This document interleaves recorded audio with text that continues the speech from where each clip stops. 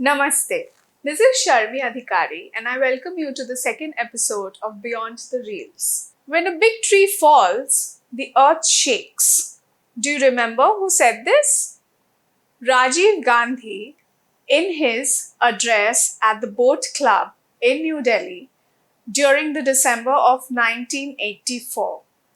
Why did he say this, you might ask?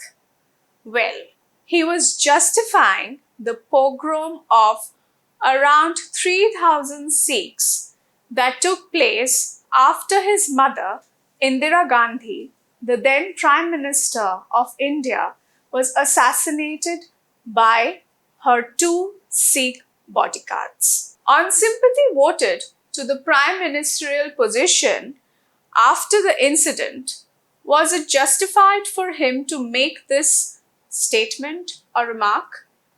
Well, your guess is as good as ours.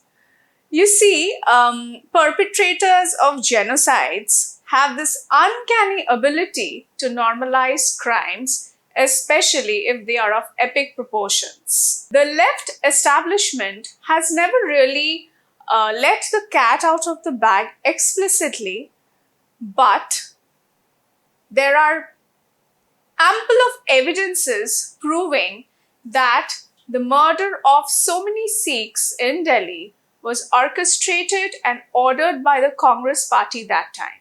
Goons who had their loyalties to the party, that is the Congress, were called to destroy the properties of Sikhs in the Trilokpuri region of Delhi and other regions. But most importantly, they were dragged out of public buses and their homes, their turbans yanked off, their hair brutally hacked, and they were killed in front of their wailing children and horror-struck families.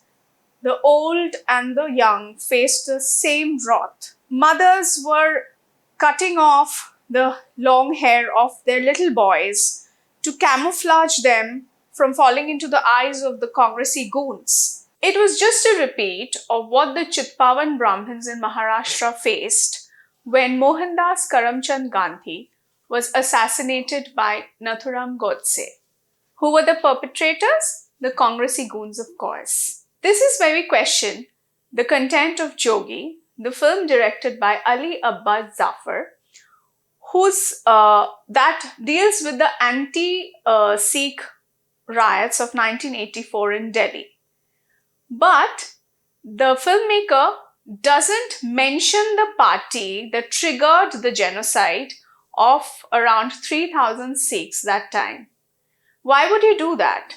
One line in the film, "Upar se order aaya hai," seems like the filmmaker is trying to monkey balance the entire Sikh genocide triggered by the Congress, whereas the stretched and the slow motion violence scenes show Hindus as baying for Sikh blood that time.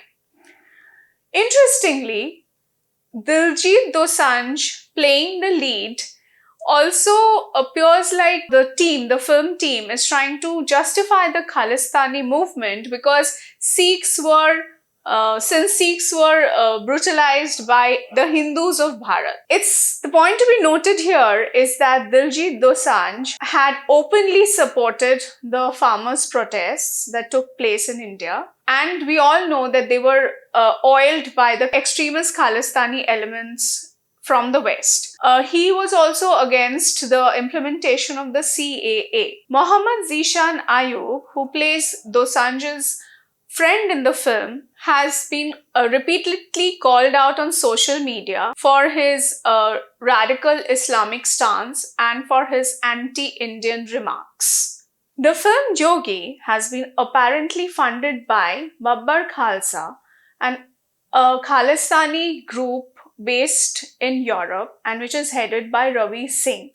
But if Zafar didn't have an anti-Hindu agenda to peddle, he would have referred to the Khalistani movement being, funded by Pakistan's ISI when in the West. When this Genocide was a really grim chapter in the history of independent India, but nobody can deny that after this happened and mistrust grew among Sikhs in India and especially Delhi, they migrated to Canada and parts of Europe, where Pakistan's ISI reached out to the Sikh diaspora in the West. They infiltrated the Gurdwara committees and created a counter narrative against India using indoctrination campaigns via other Khalistani organizations. This is definitely an agenda to malign the Hindus. If the Hindus were the ones who were perpetrating crimes against the Sikhs during the 1984 riots, then it would have happened in other places in the country also, like in Bengal. Bengal had a huge Sikh population, but no disturbance was seen in Bengal. So this whole riot situation was caused by Congressy goons and by antisocial elements who had their loyalties towards the Congress party. The narrative of Jogi shows that the Hindus were baying for Sikh blood. This is completely a lie. The people who were brutalizing and murdering and the Sikhs and destroying Sikh property were actually Congressy goons who were getting money to do this. The political party was paying them to do all this. But this has not been shown in the film. In fact, when the reality is that the Hindus were actually saving the Sikhs from getting brutalized and murdered and tortured, and a lot of Sikhs were taking refuge in Hindu homes in Delhi that time. The film has shown that the Sikhs are going and taking refuge in madrasas and mosques when the Muslims had nothing to do with the entire episode. Leave aside naming the Congress party as being responsible for the riots in the film, the narrative of Jogi sort of justifies Khalistani terrorism that perpetrated and ruined Punjab's social fabric after this incident. No genocide should justify terrorism, and the Ravi Singhs and Jagminder Singhs should not forget that.